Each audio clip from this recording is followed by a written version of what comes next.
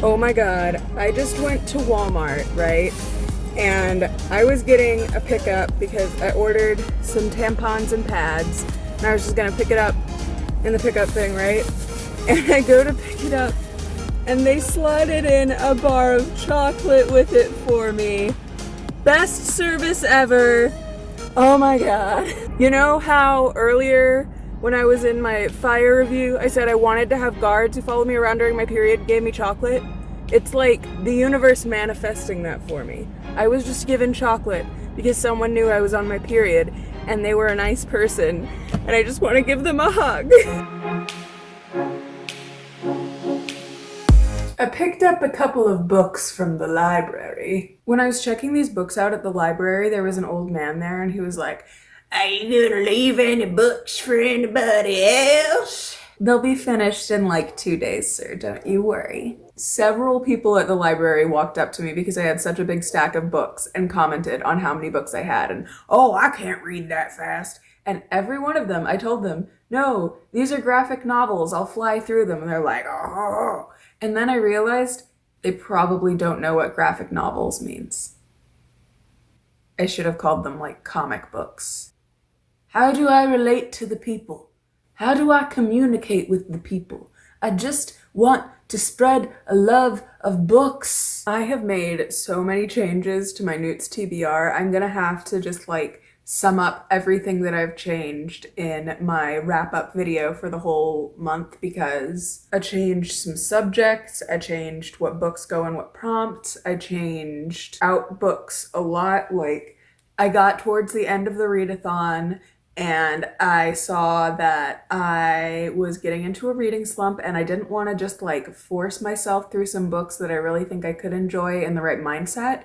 So when I picked these up, it was a really great way to get the prompts fulfilled and not feel like I'm just drudging through stories. I want to enjoy reading the things. Like, I'm doing this for fun. I want to enjoy reading. I felt a big reading slump coming on, so I decided to change up the type of books that I was reading. I've been seeing a lot of booktubers talk about how their library has a good graphic novel section, and I decided to check mine out. There was actually a lot to choose from, so I was pretty happy with the selection. I'll have to go back and get more. Through watching other booktubers, I've discovered that there's not only manga and comics, there's actually a whole world of graphic novels out there that are just graphic novels. It's actually really interesting. I was really happy that some graphic novels can actually be hardbacks because that means the prompt for Defense Against the Dark Arts A-level, I believe, is read a book that's black under the dust jacket. And I just wasn't in the mood for The Winter Sister. It's, you know, about death and stuff and having a hard time with that right now, so I didn't want to deal with that. And I picked up The Graveyard, you know, like he's living in a graveyard, but it's not like actually dealing with a loved one's death or anything like that. So, you know. It's a funner time for me right now. I've heard Neil Gaiman's name a lot, and I decided to pick up this book because his name was on it. I think it's an adaptation of one of his regularly written books, and I am really loving it so far. It's called The Graveyard Book. Loving the storyline. I'm like halfway through right now. It feels weird putting a bookmark in a graphic novel. I'm gonna go through these novels and find different prompts that they fit. Like, I know once I finish the Graveyard Book that I'm going to have fulfilled all the prompts I need to get the job that I want, but maybe if I read all of these books, I can find ways to put them into other prompts and fulfill like all of the prompts for the month if I want to. That would be fun. Legend of the Mouse Guard actually fulfills the prompt of reading a book with a map in it, because I could not keep reading The Near Witch, and I didn't want DNFs to count towards my prompts. I wanted to, like, you know, actually fulfill all of the prompts because I'm a go-getter and I can do this, you know. So being a Ravenclaw, I found a way to still fulfill the rules but make it easier on myself. Work smart, not hard. In this Mouse Guard book, it's just some of the facial expressions of like the animals when you know you fucked up. Some of this art is just so pretty though. That's why I gave it 3 stars. I mean, like, don't you just feel like you're in a little winter wonderland? Hi guys, Editing Cat here. I seem to have lost the footage talking about the next 2 books that I picked up. Cloud Hotel by Julian Hanshaw and Garbage Night by Jen Lee. I read Cloud Hotel and I don't know what the fuck was going on most of the time. I got really frustrated because I couldn't figure out what was happening. I struggled through it. I didn't like it. I wouldn't recommend it. It doesn't have very many ratings on Goodreads, so I didn't feel right going in and giving it like a 1 or 2 star review because it doesn't have very good reviews, and I feel bad. Like, I know they put effort into this, but I just didn't enjoy it. Garbage Night says, in a barren and ransacked backyard, a dog named Simon lives with his 2 best friends, a raccoon and a deer.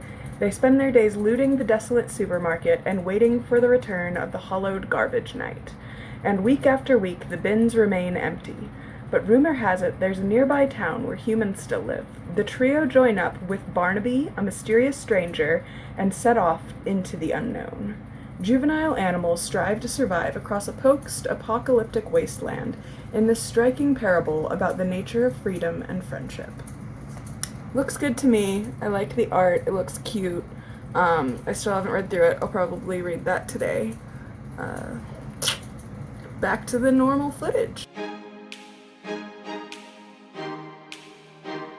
Midnight Secretary by Tomu Omi. Tomu Omi? I really hope that it's Tomu Omi. Tamu Ami? Tamuami? It was just a smutty vampire series. It was, you know, kind of a blast from the past. It reminded me of when I was in middle school and I read vampire manga. And I really liked the first 2. Then it got really misogynistic and pretty awful. But it was still like, you know, I can follow the story. I'm not totally taken out. I can put my values to the side for a second and just read a crappy, smutty graphic novel. Apparently there are 8 in this series, and my library only had 7, but I don't care enough to find the 8th one. It was okay. I mean, I had a fun time. It was nostalgic. The next series I picked up is called Noragami Stray God. I don't think they had the 3rd one in the Noragami Stray God series in stock. And a lot of the series that they did have, it was like they had a ton of the later ones, but someone had always checked out the first few. So I'm going to try and read these fast, put them back, see if Karma will let me get a hold of the first of several series that I couldn't get a hold of before. Yato or Yato? I'm sorry. I'm going to go with Yato. It sounds more correct to me. I aspire to pronounce this correctly. Just know that. Yato is a homeless god. He doesn't even have a shrine, not to mention worshippers. So to achieve his ambitious goals, he's set up a service to help those in need for a small fee, hoping he'll eventually raise enough money to build himself the lavish temple of his dreams. Of course, he can't afford to be picky, so Yato accepts all kinds of jobs, from finding lost kittens to helping a student overcome bullies at school. This sounds good to me. It kind of reminds me of, I think the series is called Is It Wrong to Pick Up Girls in a Dungeon? Where he is, you know, serving this goddess who doesn't have many followers, and like the gods get more power the more followers they have and stuff like that. I think this is going to give me similar vibes to that. I wonder if this is a common theme in anime. I need to get more into anime to know how common this type of storyline is. I've always wanted to check out comic books but didn't really know where to start, and I found a bunch of them at my library so I wouldn't have to spend money on it, and I was like, hell yeah. I picked up several Daredevils and a Batman. Daredevil Dark Knights, I've already read it. Wasn't that big of a fan. Don't you love scenes where they bust into someone's apartment and a person is naked for no reason? It's great. I was having a fun time. I didn't feel enveloped in misogyny at all. Why is she naked? Why does she need to be naked for the plot? How does this work? Why does this have to be a thing? I don't... Nope. Wasn't having it. I like seeing naked people as much as the next person, but that just felt fucking stupid, okay? Daredevil, the man without fear. Daredevil, Typhoid's kiss. The tales of the Batman.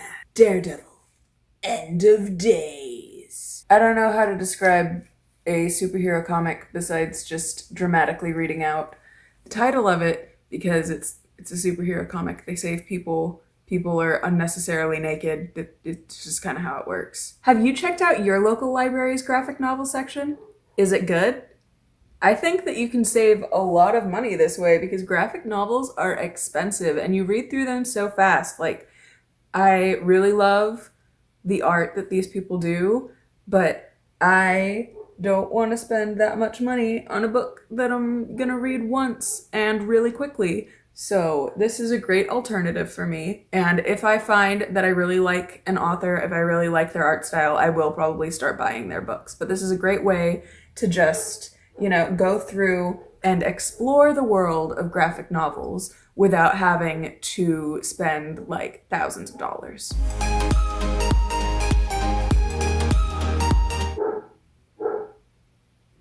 There's nothing going on out there. They're barking at the wind.